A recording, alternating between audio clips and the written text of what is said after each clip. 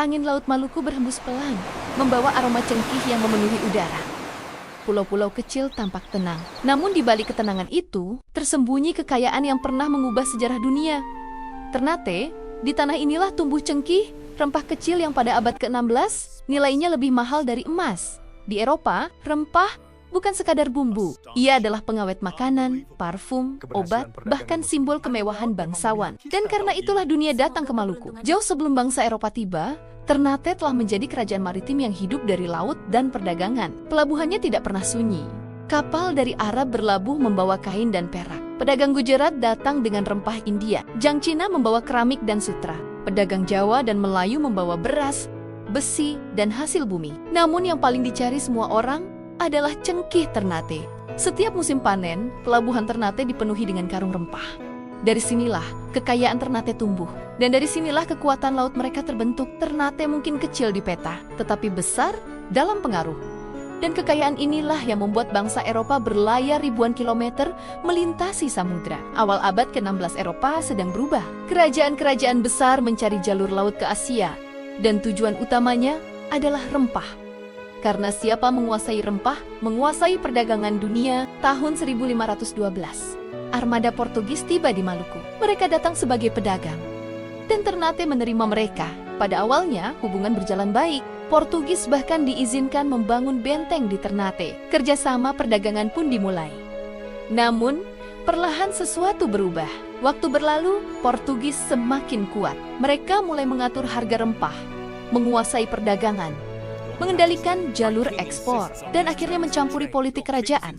Yang awalnya tamu, berubah menjadi pengendali. Bagi petinggi Portugis, Ternate bukan sekadar mitra dagang. Ternate adalah kunci monopoli rempah dunia. Jika mereka menguasai Ternate, mereka menguasai cengkih.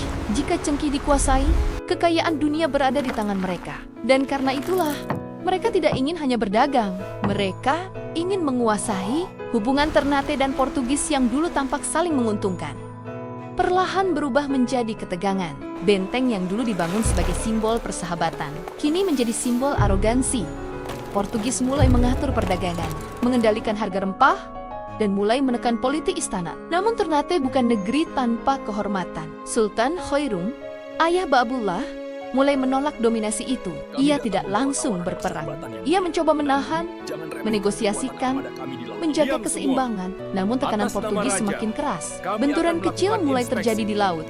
Kapal-kapal Ternate dan Portugis saling curiga. Suasana damai perlahan retak. Menjelang akhir 1560-an, hubungan Ternate dan Portugis sudah berada di ambang konflik terbuka. Beberapa bentrokan terjadi, dan pengaruh Portugis ditolak. Sultan Hairun mulai menunjukkan perlawanan. Namun Portugis tahu, selama Hairun hidup, Ternate tidak akan tunduk. Dan pada tahun 1570, mereka memilih jalan pengkhianatan. Sultan Hairun diundang ke benteng Portugis. Dengan alasan perundingan damai, ia datang tanpa pasukan, sebagai tanda kepercayaan. Namun di dalam benteng, ia dibuung, bukan dalam perang, bukan di medan terbuka, tetapi dalam tipu daya. Kabar itu menyebar seperti api. Ternate berduka dan marah. Namun Portugis mengira, setelah Hairun mati, Ternate akan melemah. Mereka salah. Ketika Ba'abullah naik tahta, Portugis tidak melihatnya sebagai ancaman besar. Ia masih 40 tahun, belum pernah memimpin perang besar, belum dikenal sebagai penakluk. Mereka mengira Ternate akan terpecah. Namun, di balik ketenangan, Ba'abullah sedang membangun sesuatu yang jauh lebih besar. Ia tidak langsung menyerang. Ia tidak terburu-buru membalas. Ia memilih menguatkan negeri lebih dulu. Ba'abullah mengirim utusan ke seluruh Maluku dan wilayah sekitar. Tidore, Bacan, Jailolo, Seram, Halmahera, hingga Sulawesi. Bukan membawa ancaman, tetapi membawa pesan persatuan. Bahwa musuh bukan satu kerajaan, tetapi kekuatan asing yang ingin menguasai semua. Dan satu persatu dari mereka akhirnya bergabung dalam koalisi. Portugis mulai menyadari, Ba'abullah bukan raja muda biasa. Ia sedang membangun koalisi besar Nusantara Timur. Ba'abullah tidak langsung menyerang benteng Portugis. Ia terlebih dahulu menuntut keadilan. Ia mengultimatum gubernur Portugis yang bertanggung jawab atas pembunuhan Sultan Hairun agar diadili, agar keadilan ditegakkan. Namun tuntutan itu diabaikan.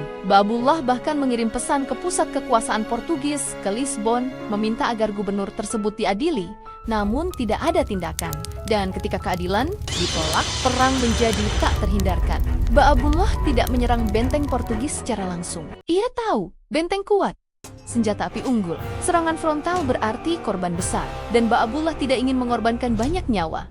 Ia memilih perang kesabaran, yaitu blokade total. Armada kora-kora Ternate menutup laut. Kapal Portugis dicegat, suplai makanan dihentikan. Pasukan darat menutup jalur sekitar benteng. Benteng Portugis mulai terisolasi. Hari menjadi bulan, bulan menjadi tahun. Kelaparan mulai masuk ke dalam benteng. Namun pengepungan tidak berhenti. Portugis mengirim permintaan bantuan keluar. Armada bantuan akhirnya datang dari barat. Namun laut bukan milik Portugis lagi. Armada Ternate menghadang. Pertempuran laut terjadi. Dan armada bantuan itu kabur tak berkutik. Benteng Portugis kini benar-benar sendirian, tanpa logistik, tanpa bantuan, tanpa harapan. Setelah bertahan-tahan pengepungan, benteng tidak lagi mampu bertahan. Tahun 1575, Portugis menyerah. Namun, Ba'abullah tidak membalas dengan pembantaian. Ia memilih kebijaksanaan. Ia mengizinkan mereka pergi. Ia bahkan memberi kapal agar mereka kembali. Namun dengan satu syarat, mereka tidak boleh kembali ke Ternate selamanya. Dan Portugis pun pergi. Untuk pertama kalinya dalam sejarah, kekuatan Eropa diusir oleh kerajaan Nusantara. Pada tahun ke-1575, benteng Portugis telah kosong. Laut Maluku kembali terbuka dan rakyat pun akhirnya merdeka. Kini, tidak ada kekuatan asing yang mengendalikan jalur rempah. Dan semua mata tertuju pada satu nama, Ba'abullah. Bukan hanya sekadar Raja Ternate, tetapi dia adalah pemimpin kawasan. Rahimahullah Sultan Ba'abullah Datuk Syah, Sang Pengguaza 72 pulau. Sekian dan terima kasih. Kalau kamu suka cerita ini, silahkan di-share. Kalau kamu ingin cerita lainnya, bunyikan lonceng dan subscribe. Dan kalau kamu ingin request cerita, silahkan ketik di kolom komentar.